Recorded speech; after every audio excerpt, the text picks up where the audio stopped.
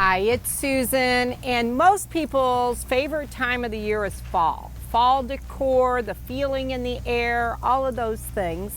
And you know, for me, I'm thinking about the maintenance part of fall and then winter.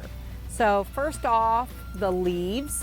We want to make sure that all of our gutters are free of leaves and debris going into a wet time of the year so that you're not causing yourself any kind of basement issues. And let's think about making sure that we're very proactive. Even though we have some great warm days still, these are the times of the year that you need to think about shutting down your sprinkler system.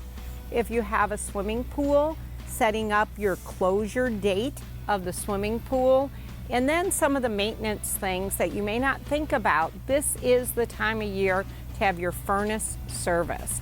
Don't wait till you get to the coldest day out of the year. It's hard to get companies to come out and do that basic maintenance. So setting it up for a good cleaning, a tune-up, an overhaul, it can really save you money in the long run. When you're looking at fall, this is the time of the year for most people to really enjoy the outdoors. So look at your trees, look at your shrubs, look at the limbs that need to be taken care of so they're not rubbing on your rooftops or on your gutters all year long. Most landscapers will tell you that fall's the best time of year to do your pruning.